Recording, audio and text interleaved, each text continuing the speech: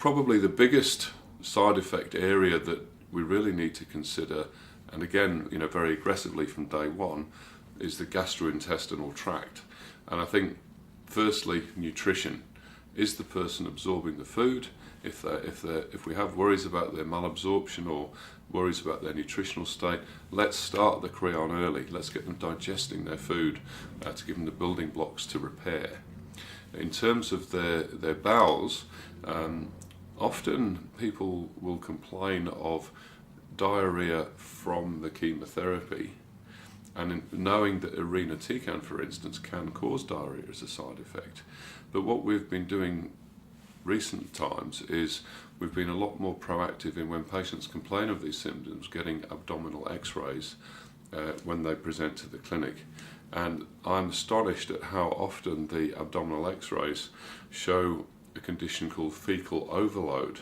And it's where the drugs that we use to prevent nausea, such as ondansetron and palonacitron and granisetron, in other words, the group of drugs called 5-HT3 antagonists, they are very potently constipating. Now, some people see that as an advantage, because if you're having irinotecan, you might get a bit of diarrhea, and so if you're having one of these drugs, that will counteract that. But often the constipating effect is completely underestimated, and the bowel literally becomes so full. And even though the person might still be passing stool, and they say, oh no, I couldn't possibly be constipated because I'm still going to the toilet. And the problem is, if they're retaining 10% of each poo, it doesn't take many days before suddenly the bowel's completely full, and when there's no room for the new bowel material to sit as it gets formed, it literally bypasses the clogged traffic jam that's in the colon and actually comes splurting out as diarrhea.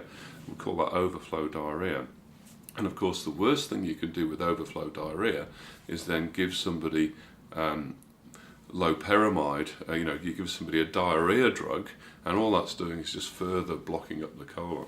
So I must say, my threshold these days for doing an abdominal x-ray when somebody walks in the door and says, this is terrible, I've got really bad diarrhea, I'm going 7 or 8 times per day, the first thing I do is do the x-ray. Because when you say, is your tummy distended? Yes. Do you feel like you've got no room for food? Yes, that's right, I can't eat anything.